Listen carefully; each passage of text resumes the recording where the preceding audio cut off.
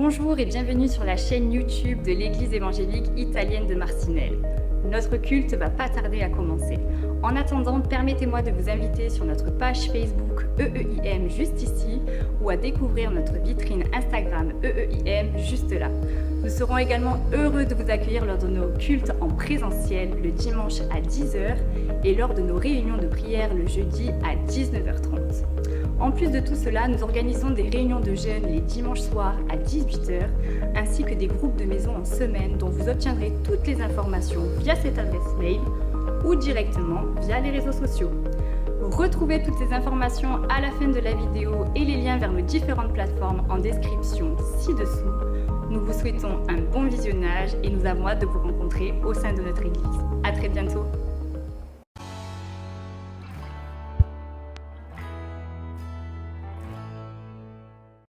Amen. Le Seigneur soit loué. J'aimerais souhaiter la bienvenue.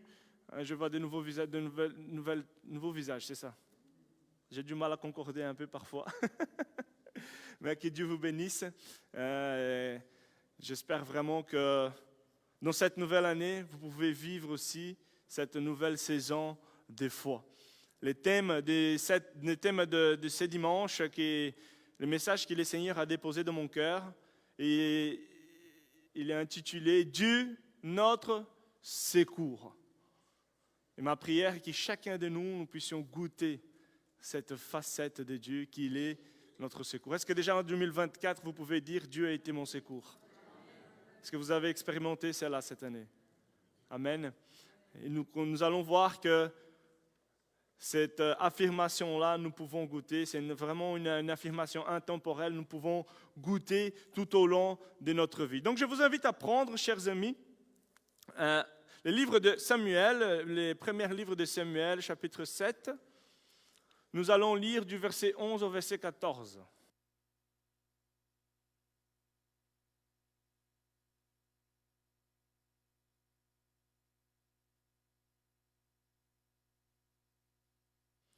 « 1 Samuel 7, 11 à 14.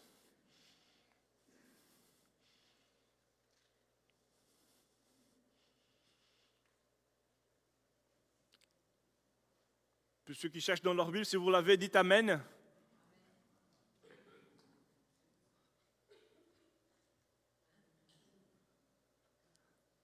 Ok, on y va. Alors, 1 Samuel 7, 11, 14, il nous dit « Les hommes d'Israël sortirent de Mitzpah, poursuivirent les Philistins, et les battirent jusqu'au-dessus de Beth-Kar. Samuel prit une pierre qu'il plaça entre Mitzpah et Shen, ce sont des endroits.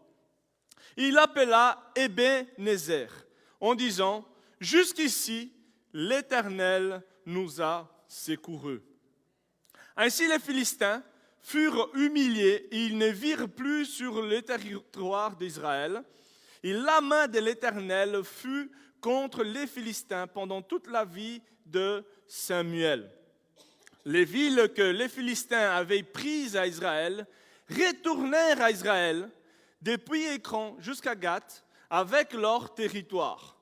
Israël les arracha à la domination des Philistins. Il y a eu aussi paix entre Israël et les Amoréens. Amen, chers amis, nous allons revenir à ces versets à la fin de mon message et je vous invite à laisser votre Bible ouverte. Nous allons revenir quelques versets en arrière pour en tirer quelques leçons précieuses pour notre vie afin de bien commencer cette nouvelle année. Est-ce que vous êtes prêts pour cette nouvelle année 2025? Amen. Est-ce que vous êtes prêts à vous préparer? Faites prêt à se préparer. Hein? Si Samuel, chers amis, a pu dire « Jusqu'ici, l'Éternel nous a secourus », c'est parce qu'il y a eu un cheminement, il y a eu un parcours, il y a eu vraiment des choses qui ont été vécues avec le Seigneur. Et ce matin, je vous invite à comprendre, à saisir et vraiment appliquer ces précieuses leçons.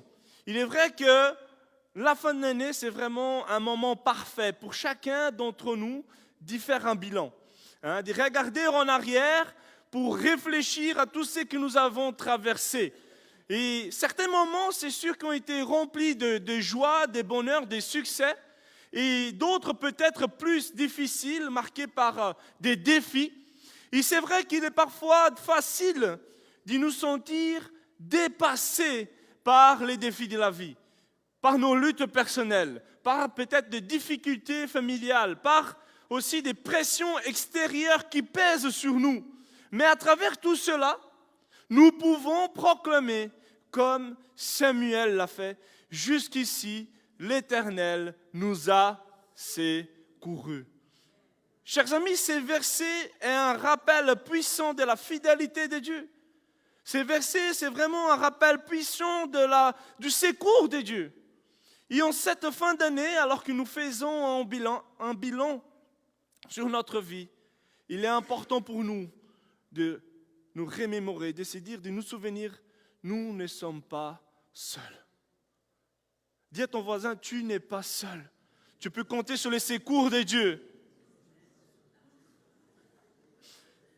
Et comme j'ai dit, chers amis, cette vérité est vraiment intemporelle. Elle reste pertinente à travers les époques. C'est-à-dire que Dieu est un Dieu qui secourt son peuple hier, aujourd'hui et demain. Et pour toujours. Et donc le chapitre 7 du livre de Samuel nous enseigne 3 grandes leçons pour bien commencer cette nouvelle année. Des leçons que vont transformer nos vies si nous mettons cela en pratique, vont nous aider à gérer les défis à venir. Donc tout d'abord, dans cette nouvelle année, nous devons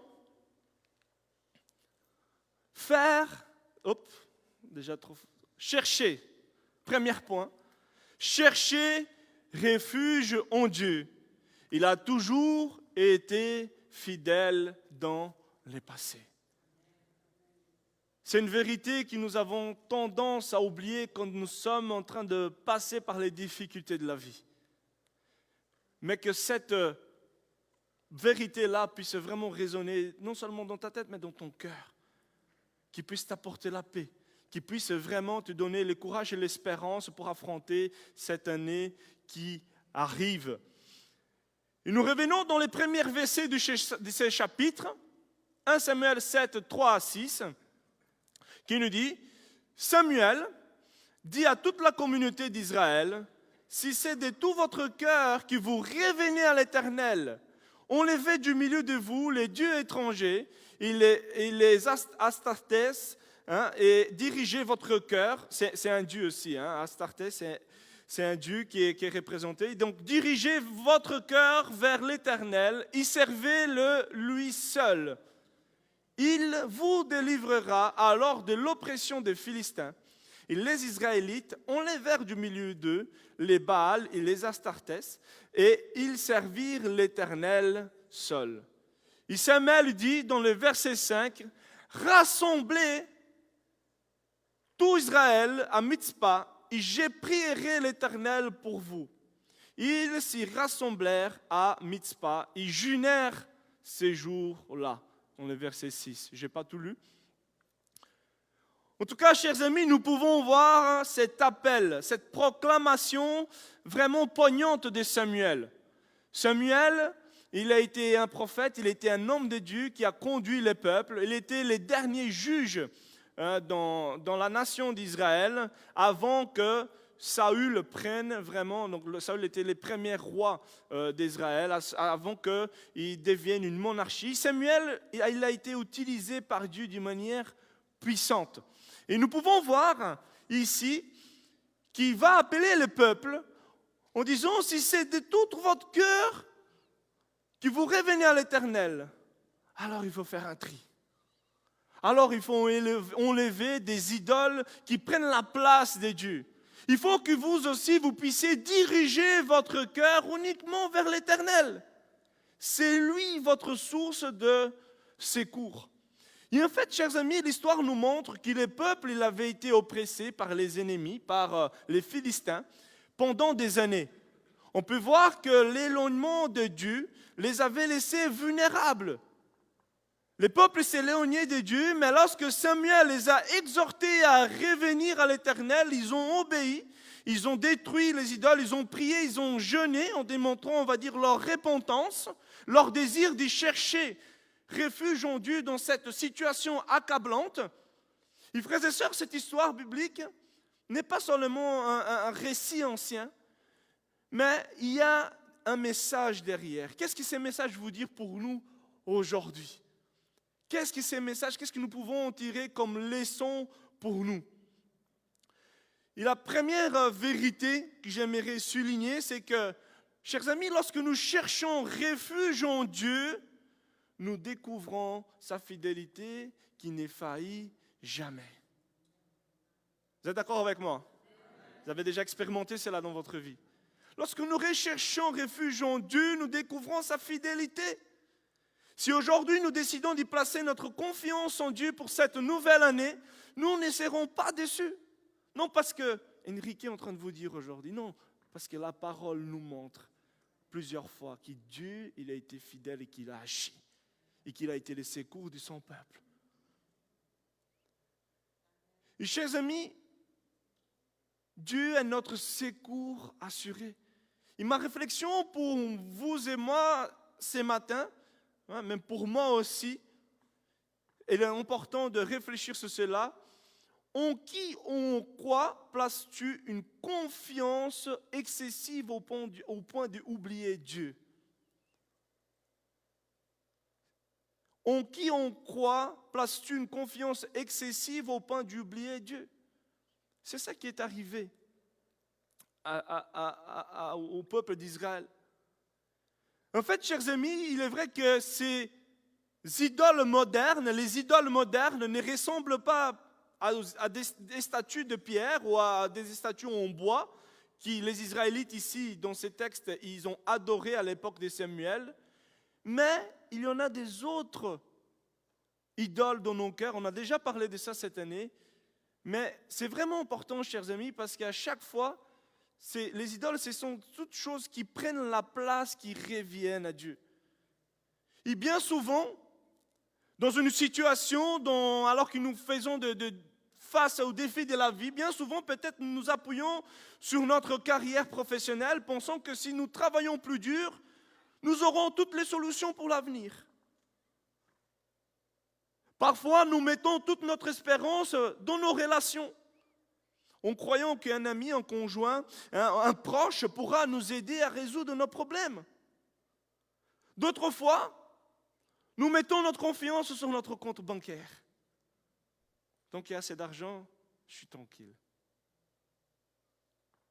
Je peux surmonter n'importe quelle difficulté. Et qui dire aussi même parfois de notre intelligence, de nos compétences. Nous croyons que parfois, notre savoir-faire, ça va suffire. Je vais gérer. Cependant, chers amis, la réalité est que toutes ces bonnes choses, parce qu'il faut aussi ces choses-là, mais il est important pour vous et moi d'avoir cela en tête, c'est que toutes ces choses-là sont limitées, fragiles. À un moment donné, ce n'est pas l'argent qui va faire la différence. À un moment donné, ce n'est pas mes efforts, même si on doit le faire, en travaillant qui va faire la différence. Non, c'est la main de Dieu qui doit intervenir. Et en fait, toutes ces choses peuvent devenir des idoles modernes, d'une manière imagée, si je peux l'appeler cela, ce matin comme ceci. Ils peuvent prendre la place de Dieu. Et la vérité est que, comme j'ai dit, ces choses-là peuvent vaciller, échouer ou disparaître du jour au lendemain. Une carrière professionnelle peut être bouleversée par une crise. Une relation peut s'effriter et même nos finances ou notre santé mentale peuvent connaître des hauts et des bas. Et ces choses, chers amis, ne sont pas capables de nous donner un secours. Ces choses matérielles ne sont pas capables de nous donner une sécurité durable, si je peux dire comme ça. Nous devons avouer, chers amis, qu'il nous arrive bien souvent d'y placer notre confiance sur ces idoles modernes pour nous sentir rassurés, pour nous sentir vraiment, non, je suis bien. Cependant, chers amis, comme Israël, à l'instar d'Israël, nous réalisons bien souvent que ces appuis s'y révèlent insuffisants lorsque nous traversons certaines épreuves de la vie, lorsque les épreuves de la vie nous frappent. Bien souvent, on s'y rend compte que toutes ces choses-là ne peuvent pas vraiment donner une stabilité et la solution dont nous avons besoin. Tu as misé sur ton travail, tes relations, tes ressources, pensant que cela suffirait à tout arranger. Mais malgré peut-être tes efforts déployés, la situation, elle est empirée. Et en revanche, chers amis, la Bible nous dit que notre Dieu, il est un Dieu fidèle, immuable. Un Dieu qui est puissant, qui ne change jamais, qui est un refuge au milieu des tempêtes. Là où les forces humaines échouent, lui ne faillit jamais. C'est ça le plus important. Lui ne faillit jamais. Il est important, alors que nous rentrons dans cette nouvelle année, de reconnaître que nous, par nos forces humaines, nous ne pouvons pas tout affronter. Nous devons admettre, chers amis, notre faiblesse. Parce que c'est quand nous admettons notre faiblesse que nous cherchons refuge en Dieu, c'est là qu'il a vraiment... Ça ouvre la porte au secours de Dieu, ça ouvre la porte à l'agissement de Dieu dans nos vies. Et aujourd'hui, le Seigneur, il nous invite à vous, à moi, de nous détourner, de placer notre confiance en lui seul. Oui, peut-être les autres choses peuvent aider. Ton savoir-faire, tes compétences peuvent t'aider. Ton compte bancaire peut aider. Mais surtout, confie-toi en lui. Surtout, cette année, que tu puisses vraiment faire ces pas, des fois vers Dieu, en Seigneur, je reconnais que je ne peux pas faire tout seul. Je remets ma situation entre tes mains, agis dans mes finances, agis dans ma famille, agis dans mes projets, guide-moi. Montre-moi les chemins que je dois suivre pour voir mes besoins. Mon frère, ma sœur, c'est dans des moments de faiblesse et de combat que nous nous souvenons qu'il est la source de notre secours. Notre victoire, chers amis, ne vient pas de nos ressources, de nous-mêmes, mais notre victoire vient de l'Éternel.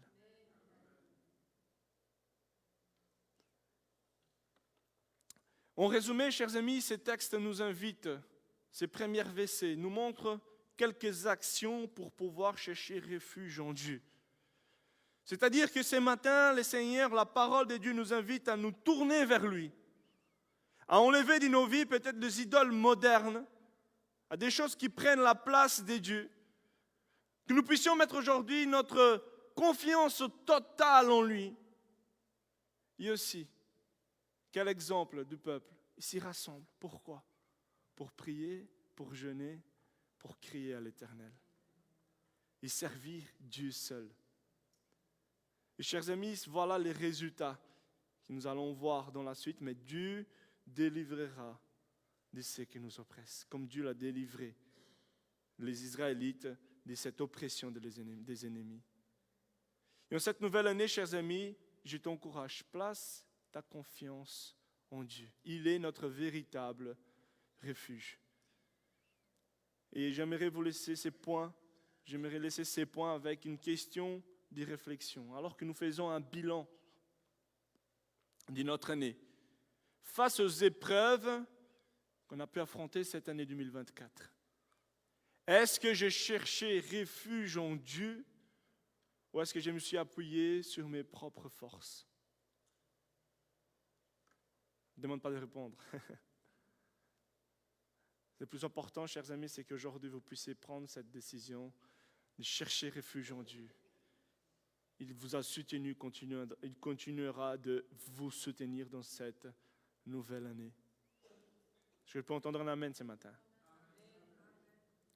Aussi, une autre leçon que ces textes nous montrent pour cette nouvelle année est que nous devons, point 2, chercher refuge en Dieu, mais avec certitude, avec confiance.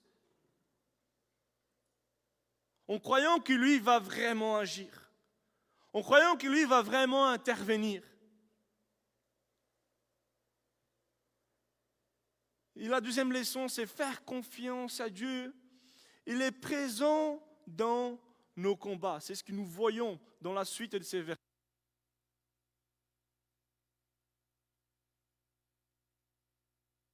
Suite de cette histoire, verset 7 il nous dit, les Philistins apprirent que les Israélites s'étaient rassemblés à Mitzpah. Et les princes des Philistins montèrent pour attaquer Israël. Il y a cette nouvelle, les Israélites eurent peur des Philistins. Ils dirent à Samuel, « N'arrête pas d'y crier pour nous à l'Éternel, notre Dieu, afin qu'il nous sauve de la domination des Philistins. » Verset 9. Samuel prit un tout jeune agneau et l'offrit tout entier en sacrifice à l'Éternel. Il cria à l'Éternel pour Israël, et l'Éternel l'exauça. Et pendant que Samuel offrait les sacrifices, les Philistins s'approchèrent pour attaquer Israël. Et l'Éternel fit retentir les tonnerres à grand fracas sur les Philistins, jetant la confusion dans l'armée des Philistins. Il les mit en déroute, ils furent battus devant Israël. Et chers amis, ces passages nous montrent cette vérité encourageante. Dieu est toujours présent au cœur de nos combats. Dieu est toujours présent, prêt à intervenir en notre faveur. Dis à ton voisin, Dieu est prêt à intervenir à ta faveur.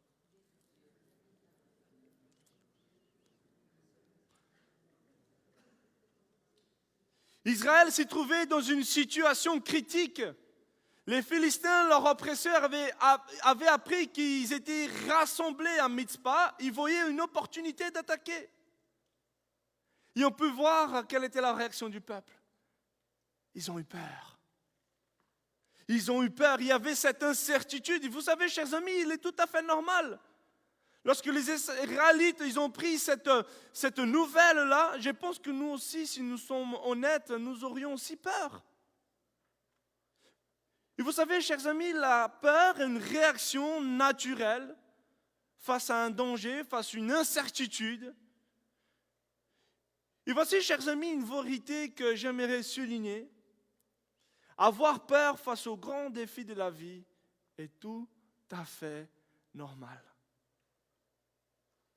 J'aimerais dire que ça fait partie du processus. Ça fait partie de la victoire. Ça fait partie du chemin de la bénédiction.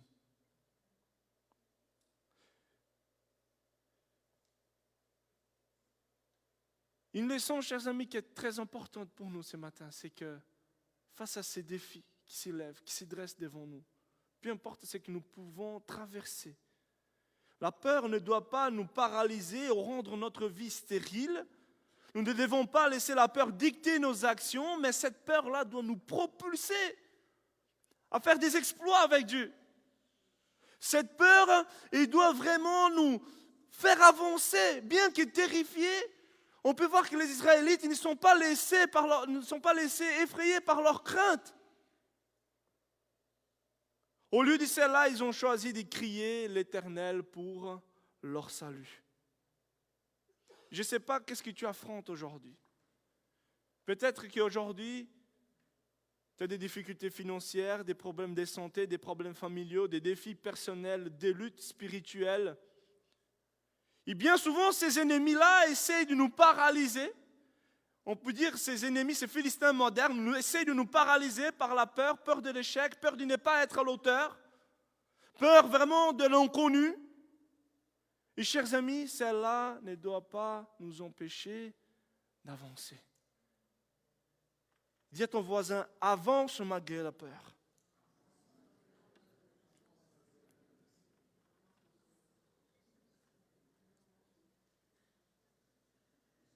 Chers amis, cette peur ne doit pas nous pousser à procrastiner et à retarder ce que Dieu nous appelle à faire. Les Israélites auraient pu rester à leur place. Mais ils ont choisi de crier à l'Éternel. Cette peur ne doit pas nourrir l'anxiété qui envahit nos pensées. Cette peur ne doit pas nous plonger dans une dépression où semble vraiment pour nous que l'espoir est absent. Au contraire, chers amis, malgré la peur, dans nos combats, la parole nous invite à nous approcher de Dieu. Cette peur de nous approcher de Dieu avec foi, cette peur de nous encourager à fortifier notre relation avec Dieu dans la prière. Cette peur doit nous amener à chercher refuge en Dieu. Cet endroit où nous pouvons trouver une paix qui dépasse toute compréhension.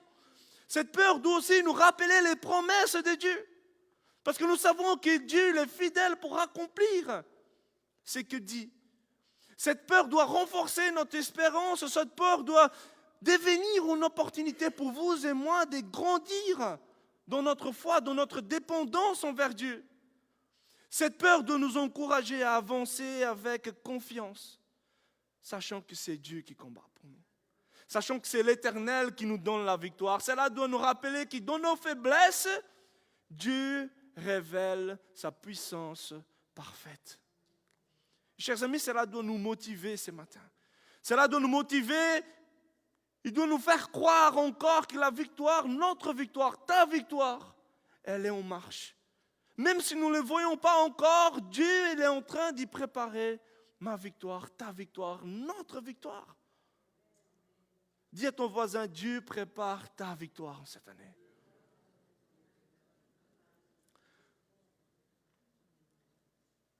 N'oublions pas, chers amis, cette année, tu ne rentres pas dans les combats par tes propres forces, avec tout ce qui t'attend cette année. Non, tu rentres en sachant que c'est l'Éternel qui combat pour toi. Et nous pouvons voir que pendant que Samuel il offrait le sacrifice, il criait à l'Éternel. On peut voir que l'Éternel a fait retentir les tonnerres sur les Philistins. Il a sémé la confusion parmi eux. Et la vérité, chers amis, est que les Israélites n'avaient pas des moyens humains pour remporter cette victoire. Une victoire qu'ils n'auraient jamais pu obtenir seuls, mais Dieu s'est chargé de leur combat. Chers amis, même si l'ennemi prépare des stratégies contre nous, même si des épreuves semblent nous submerger, c'est Dieu qui combat pour nous. Ce que nous devons faire, c'est faire la même chose que Samuel l'a fait. Il y a 2 actions qu'il a fait. Un acte de foi. Il a fait un acte de foi, il a exprimé sa confiance totale en faisant ses sacrifices, en venant dans la présence de Dieu. Mais aussi, il y a eu cette prière fervente. Ils ont crié à l'Éternel. Je ne sais pas, chers amis, ta situation actuelle. Je ne sais pas ce que tu vis actuellement. Peut-être que dans ton travail, tu passes une situation financière compliquée, une crise importante. Malgré que tu travailles sans arrêt, on dirait que les factures s'accumulent. Les factures ne s'arrêtent jamais de tomber. Des factures peut-être restent impayées. Tout semble hors de contrôle. Et la peur peut-être, elle est là. Comment je vais nourrir ma famille? Comment je vais faire? Comment je vais payer mon loyer? Comment je vais payer mon prêt à la banque? Comment je vais mettre de l'essence dans ma voiture? Comment? Cependant, chers amis, cette parole vient nous encourager ce matin. Ne te laisse pas écraser par une peur. Prends la décision aujourd'hui, oui, d'y continuer à essayer d'y t'en sortir. C'est tout à fait normal, il faut le faire. Mais surtout, que tu puisses aussi prendre le temps de prier et de crier à l'Éternel. Que ce matin, surtout, tu puisses lui faire confiance dans ta situation en croyant que c'est lui qui va pourvoir à tes besoins. Que c'est lui qui va te donner la force d'avancer. Que c'est lui qui va intervenir d'une manière miraculeuse. C'est la période des examens. Et cher étudiant, peut-être toi, tu as du mal à avancer aussi également.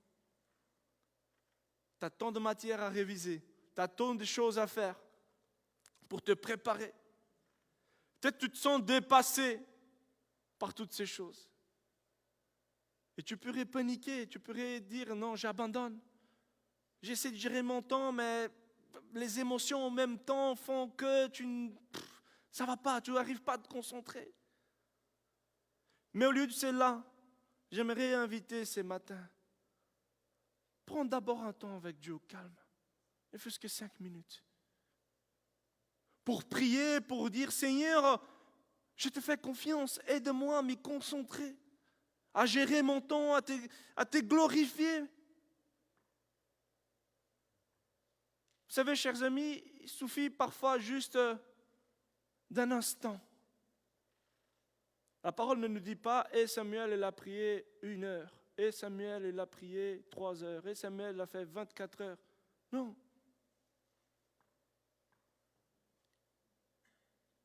Dieu écoute nos prières même de 5 minutes. Même des prières, tu peux commencer, tu peux dire « C'est beau » comme tu dis. « Oh Dieu, le maître de l'univers, magnifique. »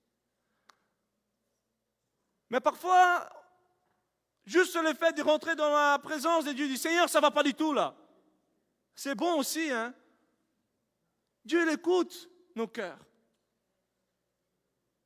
Dieu écoute nos prières. Dieu écoute notre cri. Et c'est dans ces moments-là, chers amis, que nous pouvons attendre, faire avec confiance une intervention divine. Et souvent, Dieu agit d'une manière qui dépasse notre compréhension. Vous pensez que les Israélites ils s'attendaient à avoir un tonnerre qui vient mettre en déroute leur adversaire? C'est fou. Non. Et si on creuse plus loin, les dieux qui ces peuples philistins ils adoraient, c'était les dieux du tonnerre. Hein? Baal, hein, il y a toute une histoire derrière, mais c'est comme si Dieu l'a utilisé, c'est qu'il croyait pour le mettre en déroute. C'est fou. C'est comme si Dieu disait, oh, je suis au-dessus de ton Dieu. Quand moi j'ai agi, personne ne peut arrêter.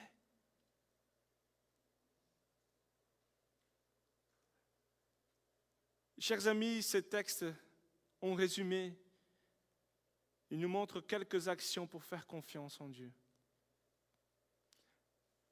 Ne pas arrêter de crier à Dieu malgré la peur. Continuer à offrir nos vies à Dieu comme un sacrifice vivant. Et le résultat, c'est l'intervention miraculeuse de Dieu, car Dieu combat pour nous. Chers amis, ayons cette certitude. Les ressources de Dieu sont infinies. Et souvent, il travaille dans les coulisses. Alors que nous entamons cette nouvelle année, souvenons de cette promesse. Dieu est présent dans nos combats. Il n'est pas seulement un spectateur parce qu'il voit nos combats, mais il est aussi celui qui va devant nous pour combattre. Je t'invite ce matin à confier tes luttes et à attendre sa main puissante agir dans ta vie. Et alors que nous faisons un bilan de notre année qui s'achève, quelles sont les situations où la peur t'a empêché d'y faire totalement confiance à Dieu? En tout cas, dans cette nouvelle année, choisis de crier à Dieu, de lui offrir tes combats et de le laisser agir en ta faveur. Et j'arrive à notre 3e et dernière leçon. C'est-à-dire que cette année, aujourd'hui, nous devons ériger nos Ebenezer personnels. Dieu continuera de nous secourir dans l'avenir. Mais qu'est-ce que cela signifie?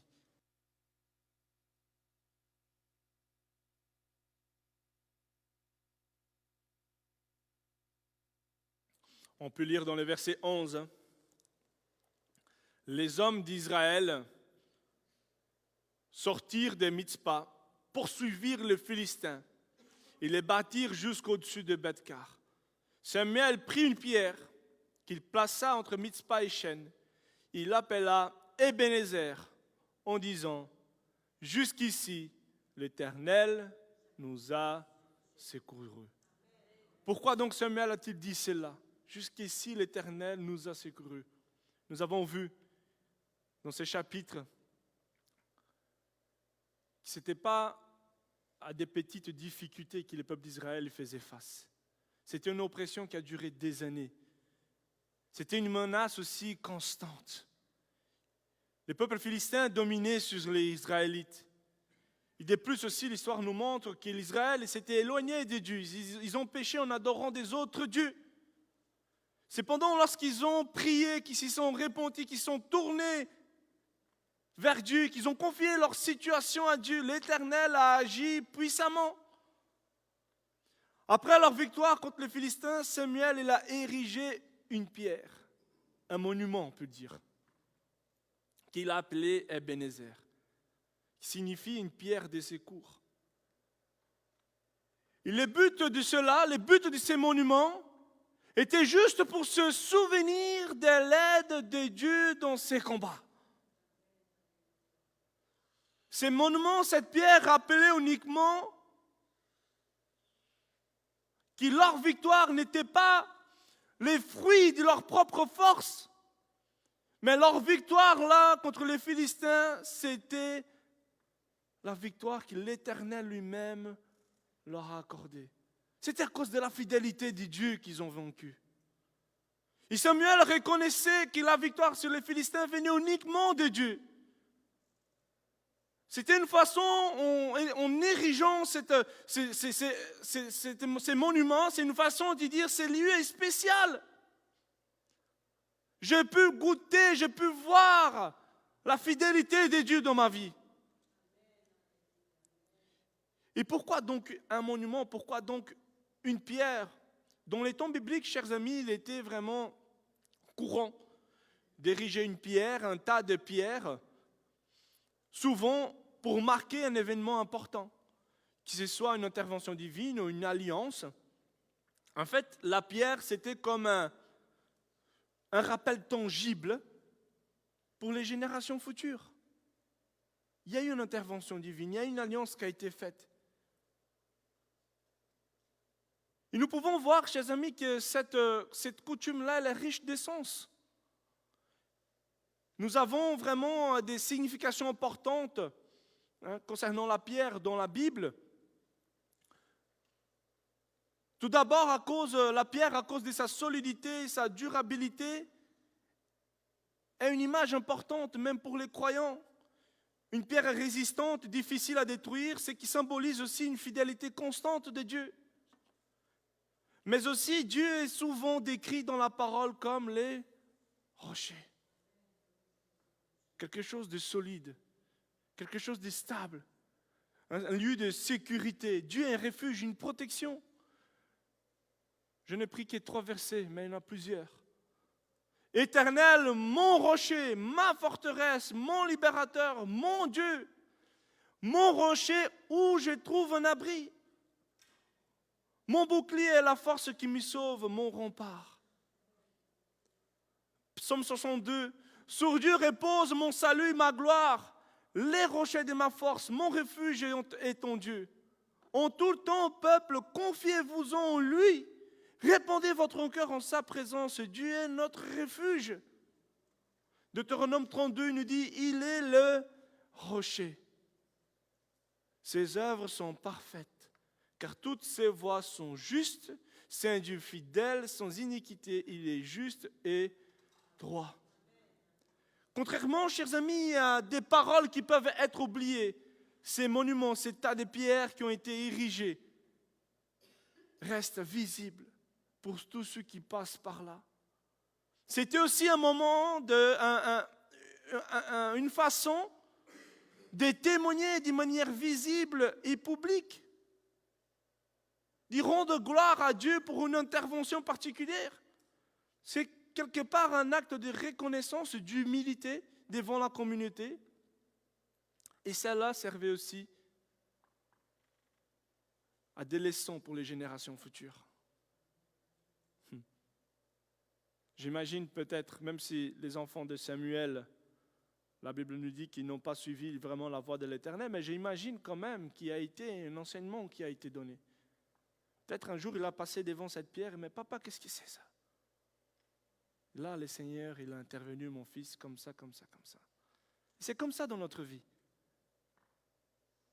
Ériger nos Ebenezer personnels, que ce soit par une prière, que ce soit vraiment se souvenir des choses que Dieu a faites, que ce soit un témoignage public.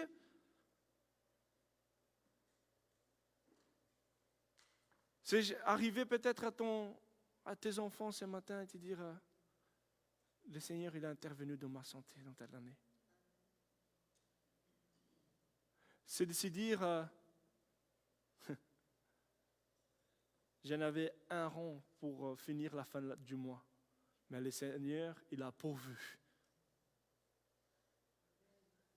C'est de s'y rappeler de ces moments, des bénédictions, de la fidélité de Dieu en chaque circonstance. Et c'est important pour vous et moi, chers amis, de ériger nos Ebenezer personnels.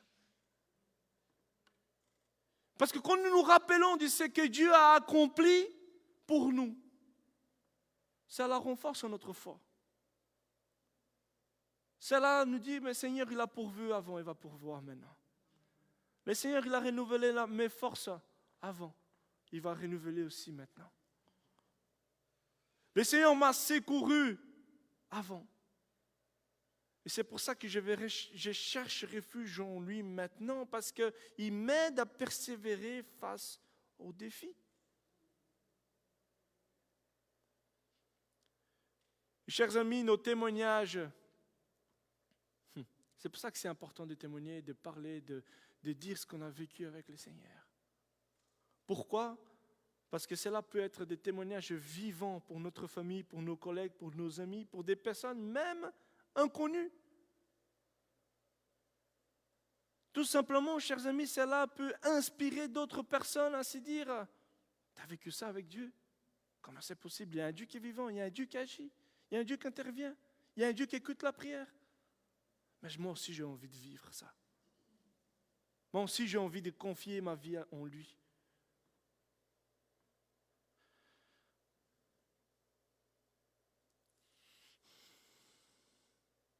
Chers amis, en résumé, établir nos Ebenezer personnels, c'est d'abord un moyen de nous encourager parce que nous nous souvenons des interventions divines. Dieu nous secourt. Mais aussi, c'est un témoignage vivant qui peut inspirer d'autres personnes à faire confiance en Dieu dans leur propre vie.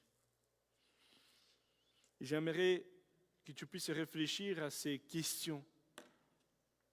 Quand tu regardes cette année-ci, quels sont les moments clés où tu as expérimenté les secours de Dieu?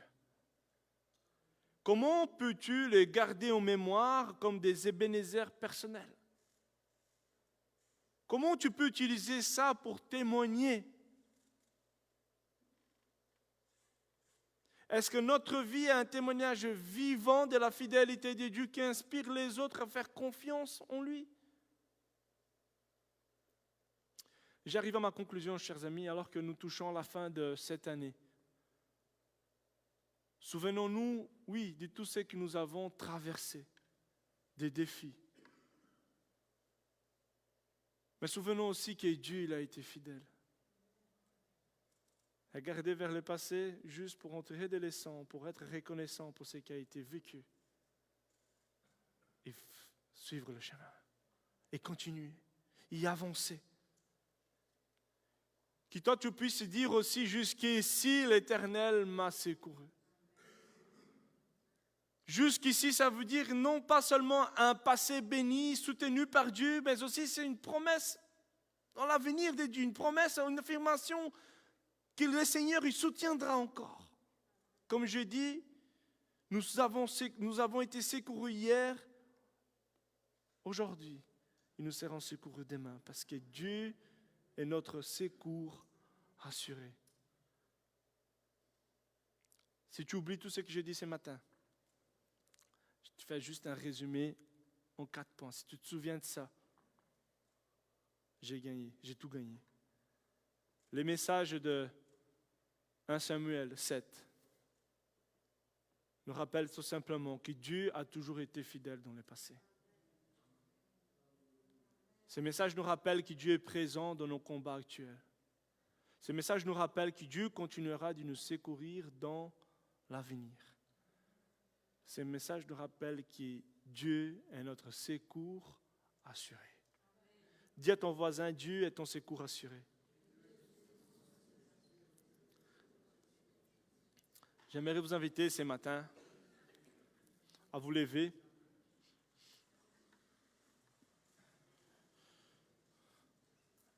Chers amis, j'aimerais vraiment vous encourager à entrer dans la nouvelle année avec confiance. Avec confiance dans le secours de Dieu.